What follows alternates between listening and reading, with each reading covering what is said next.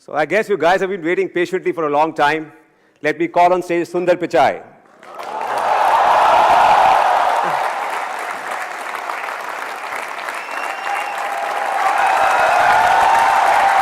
Welcome.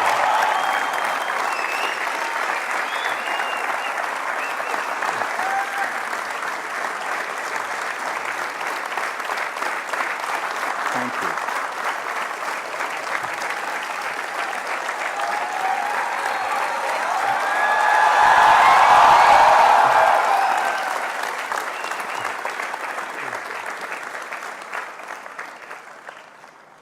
So welcome Sundar to IIT Kadhagpur. As you can see, you don't need much of an introduction here. You're a rock star on campus. We have over 3,500 students here in the amphitheater and outside. Hopefully they're not Waiting too for you warm. to hear It from looks you. hot there. Yeah. So tell us, how does it feel to be back at IIT Kharagpur after 23 years? I mean, it is, last time I left, I was making my way to the train station. I was pretty sad to be leaving college. It was an amazing 4 years. I haven't been back since then, so it's extremely nostalgic. I had a chance to come and go back and see the hostel and the wing Beat Up West in Nehru Hall, where I stayed. And I can see there are a few Nehruites out there, but it's been phenomenal to come back. Did you ever imagine that you would be here 23 years later, sitting in an amphitheater like this in front of 3,500 students? No, definitely not. I was, I think, as most people here know, getting into IIT is hard work. And so when I came to college, I was just looking to have a good time. It was a great 4 years. So I hadn't thought that further along. But it's definitely great to be back here. Okay. Well, we have a few pictures of yours from the time you were at Kharagpur. Can we play those pictures? Yeah. What do you say? I guess that's my wingmates from Beat Up West. We literally didn't have cameras or phones back then, so it was a pretty. We have very, very few photos from them. So yeah. And the second photograph, please. Do you remember this?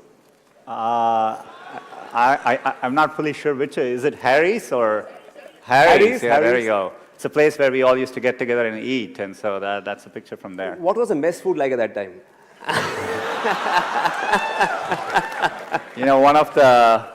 One of the favorite questions. When the mess staff was great, but when I used to join, people would ask us to guess whether it was sambar or dal. Is that still the case? So that was quite an experience, and but they were great folks, and I'm glad they fed us for 4 years. Yeah. Can we have the third picture, please? So can you identify Sundar Pichai in this picture? Yeah. This is at this amphitheater. Yeah, I was sitting here. That was probably 25 years ago. Yeah. You wanted to ask a question. I don't know what was happening at the time, so I think we were just having Do you fun. remember the event? No, I don't. We're probably here for some performance, yeah. Yeah. So, you come across as this really humble, down-to-earth, nice guy. I'm sure you were a good student at Kharagpur. But I'm sure there was another side to you as well. Right? Yeah. There is to every IITian. Did you ever bunk classes at IIT? The morning classes? Of course, I think it's the rite of passage of going through college. I had, I have to say I worked hard, but we did have our share of fun as well. Did you get ragged? It was pretty mellow. I definitely remember, when I started, hopefully it has gotten better by now.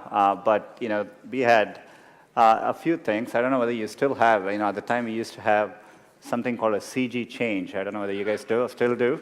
It stands for center of gravity change. So you as a freshman, you lock your room and you go out and you come back. And the room doors aren't open, but everything inside your room has been rearranged. Wow. And they do it by putting sticks in and all your clothes. They've rearranged even the furniture. So it's quite a shock when you open your room door and you walk back in to see your entire room has been rearranged. So we That had must have been crazy. I mean, yeah. As a freshman. Yeah, it was quite an experience. I don't think that was as bad as maybe a couple of weeks into being here. I came from South. I came from Chennai. I'd learned Hindi in school, but I never spoke it much. Just listening to how people were speaking, I just thought you address people this way. So one day there was someone in the mess, and I had to call him. I called him Abe Saleh. That's how in my first couple of weeks, I thought you call people that way. It was quite, and next thing I know, the folks in the mess were quite upset, and I think they temporarily closed down the mess. Oh wow! So I wasn't very popular for that day. So you were responsible for the mess shutting down at IIT? Just for a moment, yeah, just for a moment. You met Anjali at IIT, Kadhagpur? Yeah, Anjali is my wife.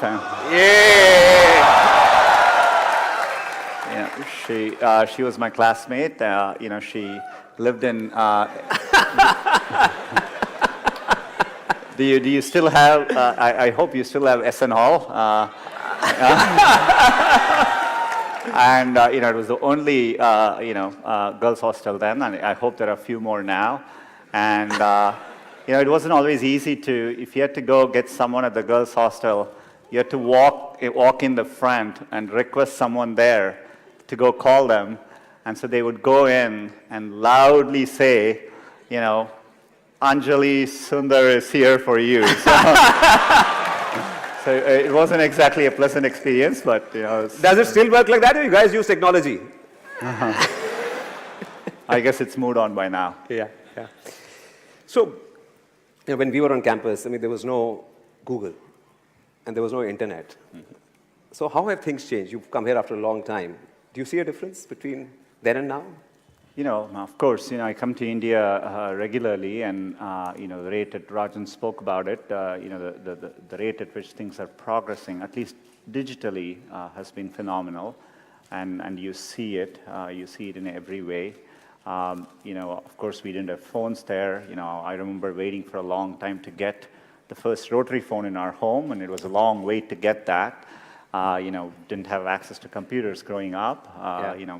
Saw the first computer here for a little bit. We had to book time at the computer center. Book time, carry floppy disks. And floppy disks, It's a very different world. So, clearly the progress has been phenomenal. Mobile is an amazing revolution for India. You have over 300 million smartphones. So you see the change, palpably, across everything I interact with. Though I have to say, walking into Nehru Hall, looking at my dorm, it still looks exactly the same as it did 25 years ago. So some things don't change, which is for the good, I guess. Right. As you know, we have so many students here, and we ask them to send their questions, and we got about 1,200 of them. So we've chosen a few, for you to answer. So if we can move to the first student, Sheikh Mohammed Samir. Can we have your question, please? Yeah, over there, in that corner. Sheikh Mohammed Samir. You must have sit here, so you know how glad we all are about you. Every student is anxious about your replies, and professors are happy that a student of theirs is in such a position. I want to ask, every student aspires to be in a respectable position. So when did you feel that you reached a checkpoint? When did you feel, I'm going to change from an alumnus to a distinguished alumnus? I don't get to make that decision. I think it's a decision by the faculty here. I think I always approached it as I look to do something I really like doing. I'd always wanted to build products, and in my life, getting access to computing made a big difference. And so I've always wanted to work on computing, build computing products which could reach many users. And that's what I've been focused on. And so I think it's an end result of that. So. Okay, can we have another question from Chiranjeev Singh Rathore? Yeah, over there. Hi, sir. So my question was, we are students, and you are very humble, but there must be some crazy things you've done when you were in campus. So any of those memories? What was the craziest thing you did at IIT Kharagpur? You mean crazier than calling somebody Abe Saleh in the gym? I mean,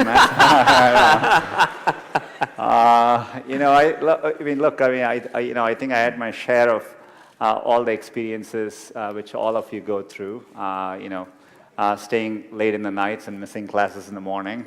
But overall, we had a very, very good group of folks. Living in a campus like this, you come away from home far away for the first time. And my best memories are with my wingmates. You develop close friendships, and visiting this trip in Bangalore, I got to see a few of my old Kadhagpur classmates. So good memories. Oh, wow.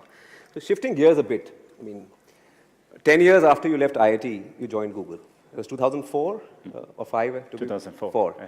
And 10 years later, you were running Google, the world's most innovative technology company, right? The Google products just grow on you. Google Search, YouTube, Android, Maps. What is it that drives innovation at Google? I think we've always had an ambitious approach to it. We call it internally as 10x or moonshots. We try to work on things which, the criteria we think is we want to work on things which people will use every day. Mm-hmm. It will apply to billions of people, and it solves a real problem for them. So that's the bar. So anything we try to do, we think of it that way. And so we aim high. We try to use deep computer science to anything we approach so that we can have a differentiated approach to solving it. And you want to aim high enough that you fail, a few times. I think that's the natural part of the process. In fact, Larry used to say, if you work on really difficult things, you're better off because you have no competition. Others aren't working on that difficult a problem. And even if you fail, you end up doing something great in the process. And so I think that's the philosophy which has guided us all through these years. So you don't touch anything which is not relevant for at least 1 billion users? We think, if the product is successful, that everyone should be able to use it. It applies to everyone. And Maps is a good example of it. If you think about it, understanding the world around you is a real human need. It applies to everyone. So we tend to focus on those kinds of problems, and that's what drives this. You've been talking lately a lot about machine learning and AI. AI was talked about even 25 years ago when I was at IIT and when you were at IIT. What has changed in the last 2 or 3 years? Why has AI become suddenly, and machine learning suddenly become the new buzzword? I think the biggest advances you're seeing is largely due to 2 things. The techniques which we use in deep learning, deep neural networks, have been around for many years. But early on, they weren't that effective because you just didn't have the computational power to run these algorithms. Just for the past many years, the computational power has dramatically increased. So when you run deep learning on the latest computation, and with access to better data, you get dramatic breakthroughs. So for example, we recently launched Google Translate, and this is machine translation, and using our deep learning systems, the translation quality improvements just in the last year is bigger than what we've seen in the past 10 years cumulatively. Wow, wow. So it tells us that the ability for computers to do these kinds of tasks, be it image recognition, speech recognition, voice recognition, it's really hitting a tipping point. So I think we are definitely in a point of inflection, and we are investing a lot as a company here. And I can't wait to get these benefits to as many users as possible. I think it'll really drive the next wave of computing. Excellent. You were in Bangalore. You met startups in Bangalore. And I heard you say that there's nothing really missing as far as startups in India go. They're as good as startups elsewhere in the world.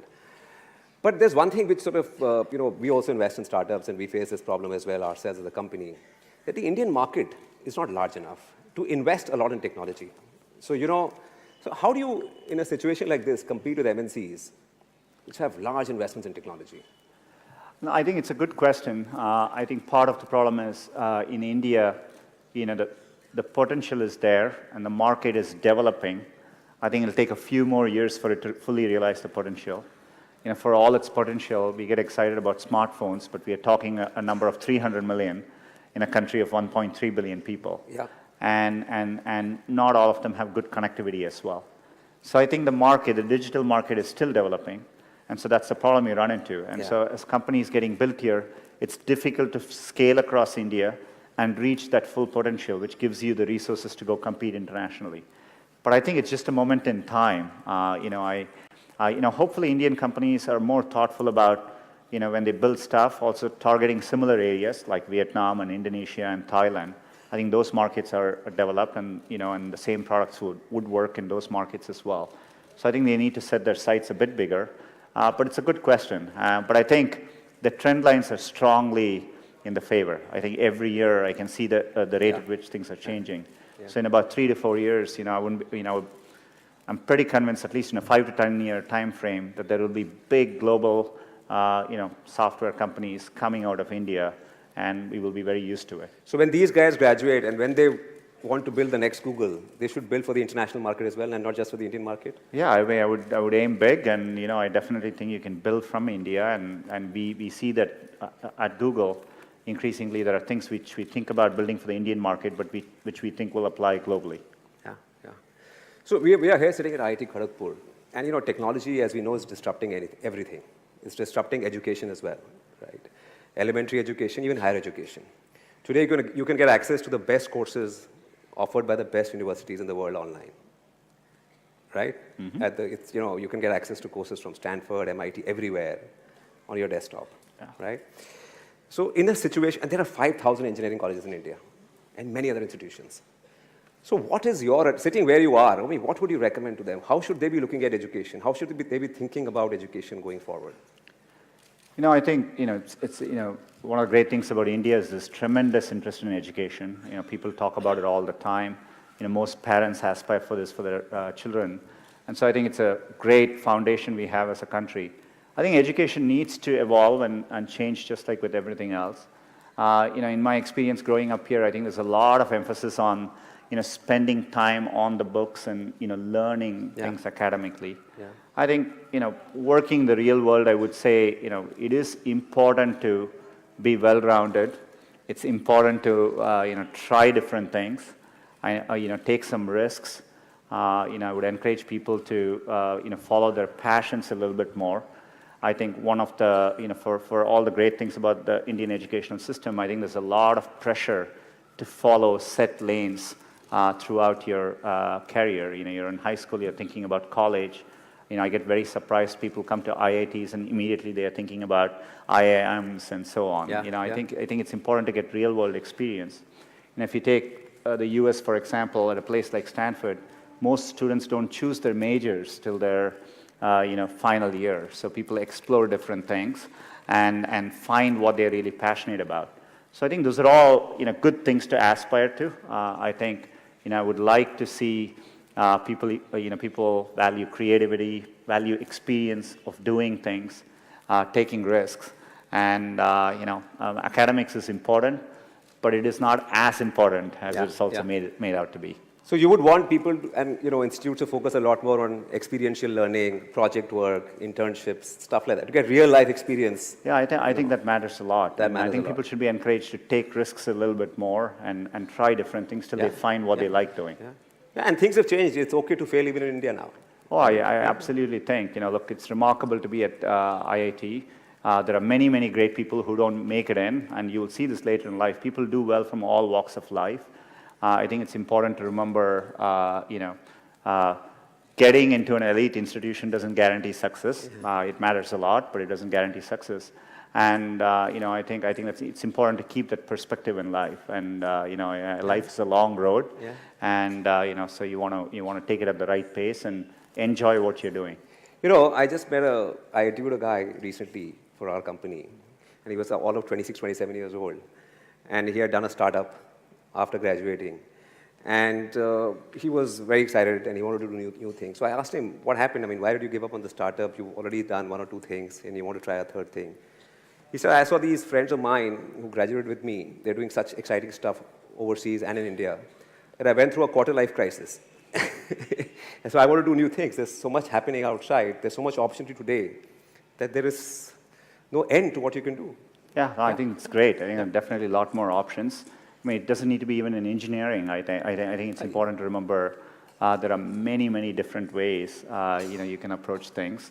And what matters most is, loving what you're doing and trying to do well at it. So. Sure. So tell me, I'm sure there are lots of great technologists at Google, and you're a great technologist yourself. But what is Sundar Pichai like as a leader? I think... What is your leadership style? When you're trying to run something at the scale of Google, we have now over 60,000 people, and you rely on other strong leaders. I think a lot of what I do is, I have an outstanding leadership team. It's learning to let go and really empowering people, at all levels of the organization, and trusting them to doing the right thing. And as a leader, a lot of your job is to make those people successful. It's less about trying to be successful and more about making sure you have good people, and your work is to remove barriers, remove roadblocks for them, so that they can be successful in what they do. And so that's how I've always thought about it. I've also valued teamwork quite a bit. And I think it's really important to build organizations where people actually want to work together. Yeah. Everything comes out of that. So setting up collaborative cultures is another big thing I try to focus on. So it's not about one person, it's about the team. That's right. Yeah. And if your team succeeds, you also succeed with them. Absolutely. Yeah. Great. So let's get some questions from the students. Arundhati Banerjee. Google is having an impact all over the world. And as you mentioned, you use principles of computer science in most of your products. So we would like to know what is the next big thing going to be in R&D at Google? I think it's a good question. It'd probably be, I can't quite tell it exactly, but I would say, I spoke about machine learning and AI. We are making a big bet on that. Advances in machine learning, I think, will make a big difference in many, many fields. We recently published a paper on, using machine learning to help diagnose diabetic retinopathy. It's a condition which causes blindness, but if you can detect it earlier, you can completely cure it. Otherwise, it causes blindness. It's the fastest growing cause of blindness in the world. Today you need advanced ophthalmologists to detect these conditions, but using machine learning, we can detect it pretty accurately so that a regular doctor can detect these conditions. I'm saying this is an early example of the kind of changes that will happen when you apply machine learning to all kinds of fields. Google alone won't do this, but to me, the thing I'm most excited about is bringing advances from machine learning and AI to as many people in as many fields as possible. Yeah. Can we take one more question from Nishchal Kuterekar? Hi, Sundar. Okay, here he is. Hey. Hey. Right. My question is, how much power you have as a CEO of Google? Can you change the Google Doodle to IIT-KGP building for a day?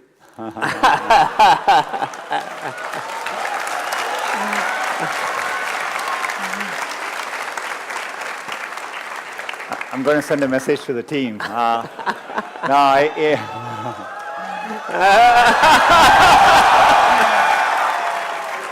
Before you get too excited, the good news is Google is set up in a way, I think even if I send that email, they wouldn't do it, and here's the reason why.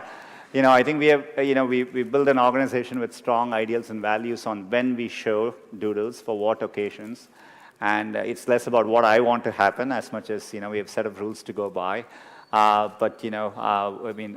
KGP definitely deserves celebration, and, look forward to doing it in the most thoughtful way possible. No, we are a client of Google. Can you put us on the homepage of Google? There you go. That's why we are thoughtful about these things. Great. So, okay. Can we go to Sankalp, please? Oh, Sankalp is here right behind us. Yeah. Hello, sir. Wow. What is the role of Google in the digitization of India? I think, it's very much with our, core to our mission statement. As I said earlier, we really try hard to build products that work for everyone in the world. Search works that way, and so, when we look at India, the main areas where we have really focused on is a few things. To really make a difference in India, you need to get Google working in as many languages as possible. English is only spoken by a small segment of the overall population.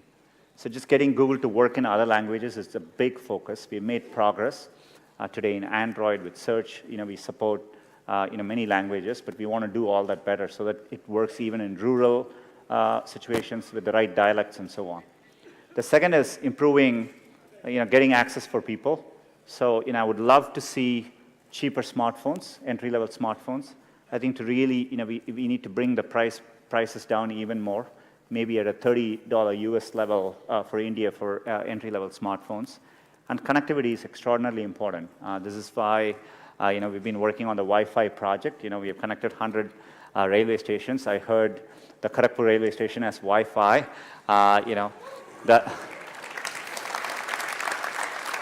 Though my memories of Kadhagpur railway station, you asked about ragging, I was made to carry luggages for incoming seniors. It's a long platform. But we are focused on bringing connectivity too, and we do programs like Internet Sati, where we are training rural Indian women on using the internet. Still, there's a massive gender gap between women and men in terms of using the internet, especially in rural areas. So we are targeting a lot of these programs. Yesterday I talked a lot about bringing small, medium businesses, the local merchants online, which will make a big difference as well. So are you working very closely with the government also on the Startup India initiative? I mean, one of the exciting things I found about India is you can actually do very effective public-private partnerships. Yeah. That model doesn't always exist in every country we work with. But I think we are big supporters of the Digital India program, and we've done very successful partnerships. The Railways project, this is in partnership between Google and RailTel, and that's why we've been able to bring Wi-Fi access to many, many places. And we're always looking to partner. If you look at Aadhaar and UPI and how we partner with the NPCI, and we are working on digitizing payments, and so we tend to form these public-private partnerships, and I think they work very well. yeah, great. So, when do you think India will catch up with China on the digital front? Forget about everything else. I think the goal should be a bit different. I think I'm absolutely, with full certainty convinced that India will be a global player in the digital economy, and it'll be competitive with any country in the world. So I've always felt that, and I think you have all the foundations. When I've said this before, when I interact with startups in India, I find them world-class in terms of how they approach things, the entrepreneurs I run into, how they build products, and so I'm absolutely confident of it. I think there's a timing issue, but I think we are growing well as a country. I think we need to stay at it, continue doing all these things, and it'll take a few more years, and we'll get there. Right. So, for a lot of the students here, you are their role model. They idolize you, right? A lot of them would give a lot to be in your shoes. So, I'm sure growing up, you had to work hard in school. You prepared for IIT, then you got into IIT. You spent 4 years here. You went overseas. A lot of people in IIT dream of going overseas for an education. So what are some of the tips that you would like to share with students out here? Oh. I think I kind of answered it earlier. I would really encourage people to, I think there's a lot of pressure in today's system. I get surprised people start preparing for IIT in their 8th grades, and that's a bit shocking to me. I hope as people are approaching things, they are really taking the time to doing things, in a deeper way, understanding things deeper, learning by doing things. And, I think it's important to remember it's a long road. Setbacks actually don't matter. I think a lot of times when I was younger, people would say, this person didn't get into this college or something, and that's the end of the road. I mean, life is so different from that. And so I think it's important to, keep your hopes, keep your dreams, and try to follow them. And I think most of how life plays out is up to you, not up to what happens outside of you. And I think it's important to keep that in mind and take the long-term view. So you can get a lot of C's at IIT and still make it big in life? You can get a lot of C grades at IIT and still make it big? I don't know what the grading system now is like, but I think you have to ask Professor PPC on that. But for what it's worth, I do think I've gotten a C at IIT. So. And it's okay if you're not in IIT also. You can still make it big. Absolutely. I think there are several successful people at Google who have come from all over the world, including in India, from other institutions as well. I think there are world-class institutions outside too. Definitely IITs are the premier. I mean, they are respected not just in India, but globally. But I think there are many paths to success for sure. Yeah, so, the done thing when we were sort of at IIT, and if you wanted to pursue a career in high tech, you went abroad. Because there weren't too many options in India. There weren't too many things you could do in India. Do you think that has changed? Oh, absolutely. I spend every year I travel to Bangalore and Delhi and I meet startups. There are many, many entrepreneurs who have just gone to schools in India and decided to start up companies right here, and they're doing very, very well. And even at Google, we are able to recruit some of the best and talented people straight into Google in India. And so I think things have definitely changed. Especially if you take a look at for me, when I look at how much things have changed, things change a lot in a 20-year time frame, right? Yeah. When I left for the US, that was the first time I actually got on a plane, right? So going to the US was the first time I got on a plane.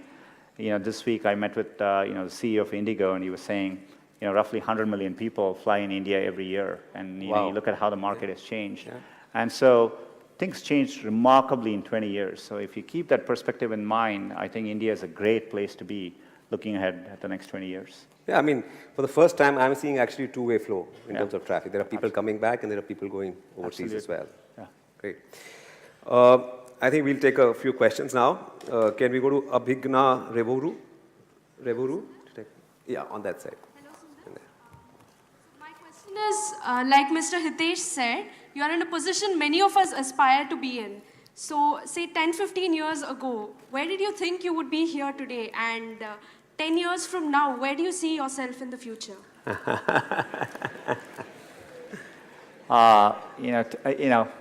10-year shifts are really big. Just so you understand, in the 80s, mid-80s, personal computers came into being. 10 years later, the internet came into play. 10 years later, smartphones came into play. So in 10 years, things shift around so much. I'm not sure what I'll be doing in 10 years, but the thing which still keeps me going is the desire to build products which will be used by billions of users and makes a difference for them. Hopefully, I still have a chance to do that 10 years from now. Yeah, great. Naman Gupta, can we take a question from Naman Gupta, please? Hi, Sundar. What's your advice for a student of mathematics like me who is not studying core computer science? How can I get a job at Google? How can we work at the dream company Google? So how many people here want to work for Google? Yeah. Wow. Maybe we should open a campus in Kadhagpur. The good news I would have for you is, mathematics is foundational. Earlier I talked about machine learning. If you look at what machine learning is, a lot of it is just, most of the, to do real improvements in machine learning algorithms, it's all mathematics. In fact, I think it's easier to train a good mathematician, train them on the computer science needed to become a machine learning expert than the other way about. So, I actually think you're on a good path, so keep doing it. Thank you. Okay, I have a question from Shaurya Kumar, who could not be here today. Yeah. Can you tell us what you remember from your job interview at Google way back in 2004?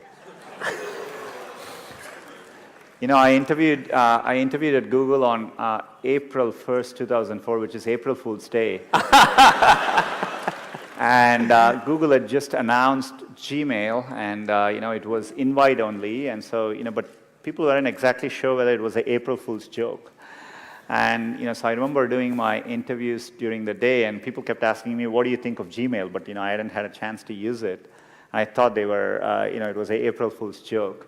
So my first 3 interviews, I couldn't answer it well because I didn't use the product. It was only in the 4th interview when someone asked me, "Have you seen Gmail?" I said no, and so he actually showed it to me. And then the 5th interviewer asked, "What do you think of Gmail?" And I was able to start answering it then. So the final 4 interviews, I actually told them about what I think of Gmail and how to improve Gmail. And that's my interview experience like. Somebody in the middle also took me to have ice cream in the middle, which showed me Google was a very, very different place as well. So that was how my interview process went. But is it true that everyone at that time was interviewed by Larry Page as well? I was one of the first people, I think, I joined Google when we were over 1,000 people. And Larry, just at that point, was the first time he had stopped interviewing people. Oh. So I still joke around that I got into Google because Larry didn't interview me. So. Great. Can we have a question from Beena Kumari? Hi Sundar, my Yeah. question for you is, having a major in metallurgical engineering, how did you end up or follow your passion for computer science? It's a part which I was telling, it's a long road. I always enjoyed programming. I still remember learning Fortran, for those of you who know that language, at KGP here. And I always enjoyed programming, so I did that on the side, and that became something which I pursued, because I really enjoyed doing it. Yeah. Can we have a question from Ashish Dhiman, please? Ashish Dhiman? Okay, there at the back. Hello, sir. My question to you is, during your stay in KGP or Stanford, did you ever get that feeling of future insecurity? Like, will I be able to make it? Will I be able to stand out and make a place of my own? Basically, will I get a job? What did you do to cope up then? Look, when you work with really good people, what you just described is it's a natural feeling to have. There are definitely at times, I've worked with amazing people at Google. I've been in a room where I felt, look, these people are better than me at what they're doing. And, in fact, at Google, we talk about this for many, many new people. Sometimes they come into Google, and we have a phrase for this. We call this the imposter syndrome. People commonly say, well, I don't belong here because, people around me seem very, very good. And I think any elite institution, I'm sure it's true at IIT here, you're always surrounded by very good people, and I think there are moments when you feel what you just described. Yeah. I think it's natural. If anything, I would say you almost always want to feel that all through your life, because that means you're working with people who are very, very good, and and that's really important. So you always, if you feel very comfortable in what you're doing, I don't think you're pushing yourself enough, and so I think you always want to strive to be in environments where you feel the people around you are a little bit better than you are. Thanks.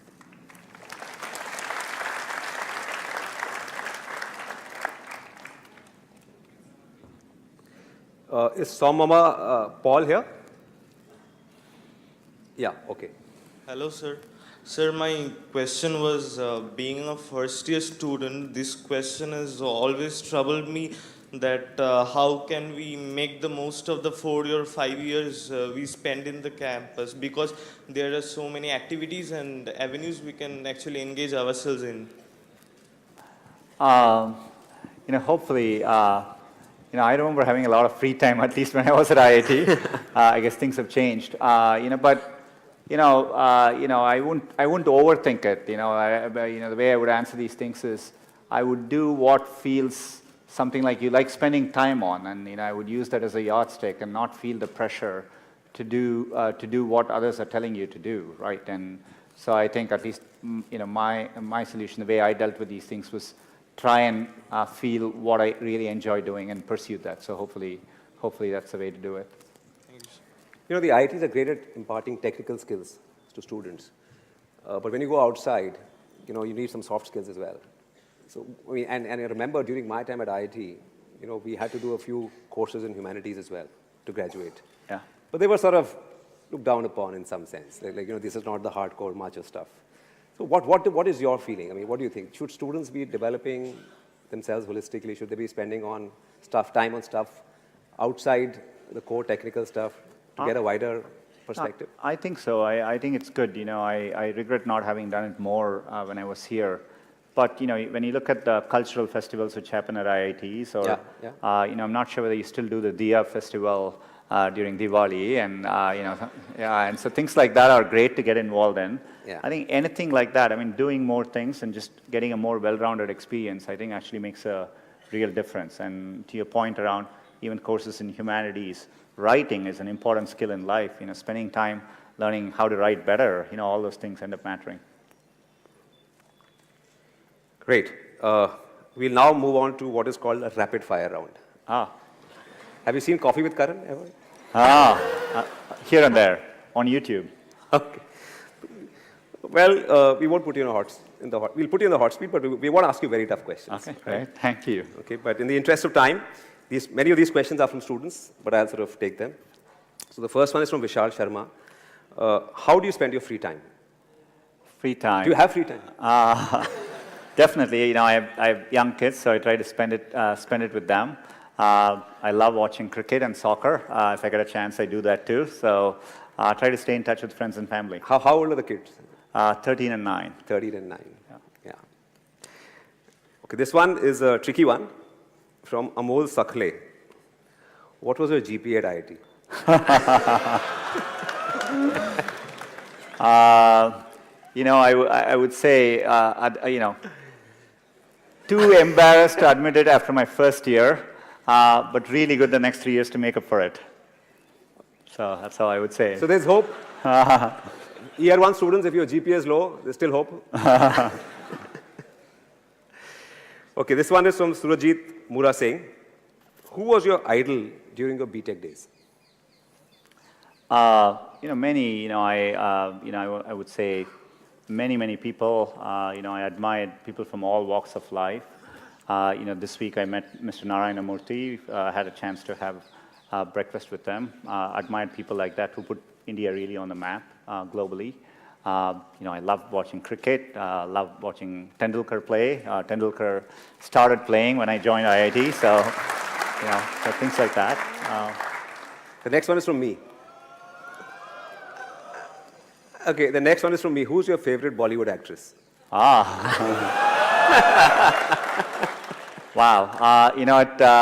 At Google, I had a chance to host and interview Deepika Padukone and Shah Rukh Khan. And so maybe Deepika Padukone. I used to enjoy watching Prakash Padukone play badminton as well, so combination of the two. And who was your favorite actress when you were growing up? Favorite actors? Actress growing up. There were many. I can choose. Do you have a poster in your room? I don't want to comment on posters and what happens in college dorm stays there, right? So. Great. Okay, this one is from Ankit Kumar. Who was your favorite professor at IIT Kharagpur? There were quite a few. I think, Professor Roy from my department, Professor Indranil Manna, who is now at IIT Kanpur. They were two of my favorite professors. So. Yeah, great. This one is from Gaurav Malik. Do you still get calls from your college friends? I do. Today it's much easier to stay in touch through many different ways, but, I definitely, as I said, a few of us met up in Bangalore, and so it was good to meet with a few friends from KGP in Bangalore. So I still. Do you have a group which you are on with all these friends of yours? Yeah. I mean, we follow them on Facebook, WhatsApp, everything, just like everyone else does. Yeah, great. And this one is from Fahad Shaheen. How can I replace you at Google?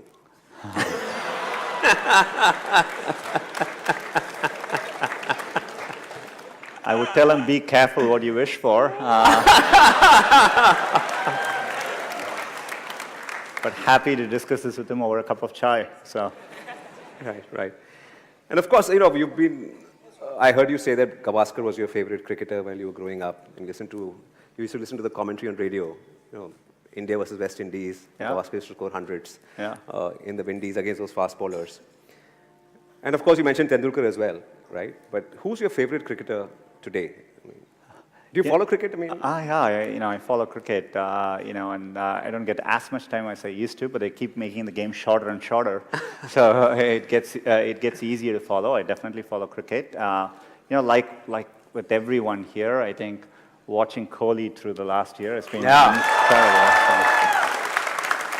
So, I didn't think somebody could have an average above 50 in all forms of the game: Test cricket, one days, and T20. So it's been phenomenal to see. And were you a cricketer yourself? Did you play while you were at... And not very good. You know, I couldn't even make it to the KGP team, so sorry. Okay, great. I think, Sundar, it's been awesome talking to you. Thank you for taking the time out to be here with all these students. I'm sure they'll go back a lot more inspired. Okay? One last request. Can we have a selfie with everyone? Oh, absolutely. Well, thank you so much for taking the time and waiting here, and it's been a great day. Thank you. Okay. Okay. Is it okay? All right. I'll just click a few.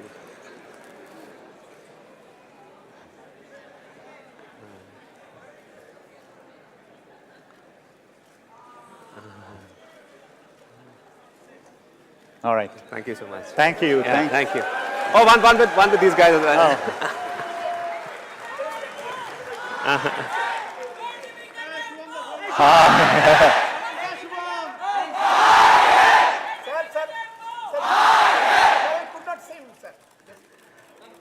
All right. Thank you, guys. Thank you so much.